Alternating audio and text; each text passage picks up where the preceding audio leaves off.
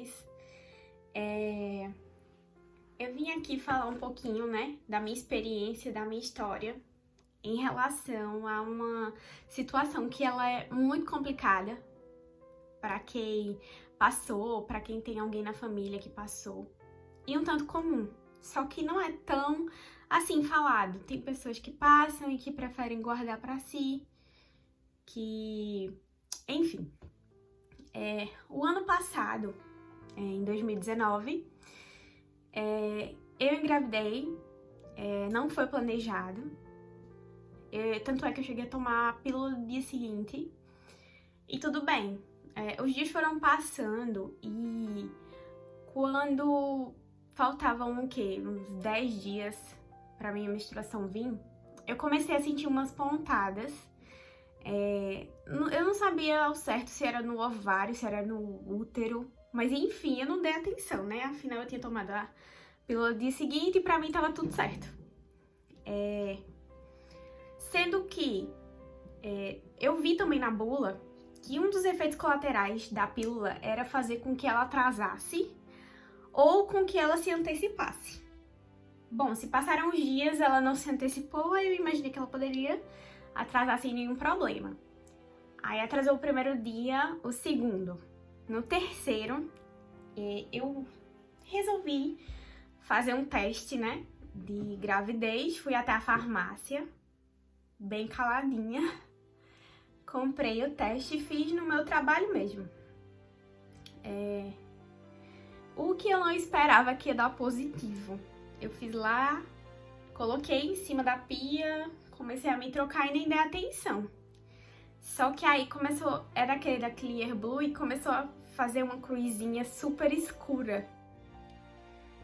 E ali eu fiquei louca, né? Fiz, meu Deus, eu não esperava, eu realmente não esperava. Até que tudo bem, né? Fazer o quê? Se ele veio, que fosse bem-vindo, claro. E nesse mesmo dia eu fiz um beta-HCG, e esperei sair o resultado e também deu positivo, lógico. Enfim, naquela noite, a gente ficou muito empolgado e contamos para os nossos pais e também tornamos público, postando nas nossas redes sociais. E enfim, todo mundo ficou sabendo. Os dias foram passando, os meses passou o primeiro mês, o segundo, e tudo ocorrendo na normalidade, tudo certo. Fiz a primeira ultrassom, mais ou menos com umas 6 semanas. Já deu pra ouvir o coração do nenenzinho. E tudo bem. Não enjoei muito. Os meus sintomas foram mais de muita azia. E um pouquinho de dor nas costas e dor de cabeça de vez em quando. Tudo certo, tudo previsto, né? Tudo que era previsto estava acontecendo. Não tive nenhum sangramento, nada. Só que foi completando os dias, né? E eu acabei chegando no fim do terceiro trimestre, que é quando deve-se fazer o exame o primeiro morfológico, que é a translucência nucal. E fomos fazer esse exame. E chegando lá, foi quando o médico começou a passar o aparelho, né? Aí a primeira pergunta que ele fez foi se tinha alguém na família que tinha problema de coração.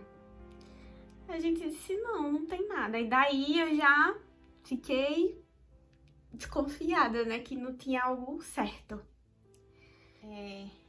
Eu preferi pegar aqui o exame, né, pra poder detalhar mais quais os probleminhas. Então, aqui foi destacado que não tinha bolha gástrica, que já era pra ter na idade que tava, na idade fetal, né? Ele mal se mexia, tinha movimentos fetais diminuídos e ele tinha um edema em toda a parte do corpo mole, que chama anasarca.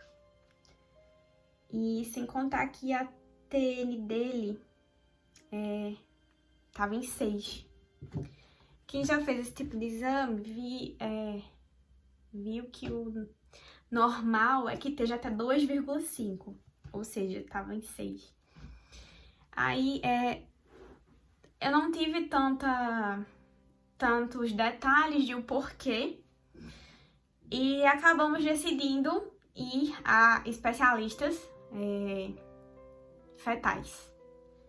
E lá, eles fizeram um exame e nos explicaram que muito provavelmente se seria uma alteração cromossômica, e que nós poderíamos fazer exames para poder verificar que tipo de alteração seria essa. Mas assim, todos foram bem sinceros em informar que não era uma gestação de risco, era uma gestação bem complicada e que muito provavelmente ela não iria evoluir, devido a todos os problemas que o feto apresentava, né?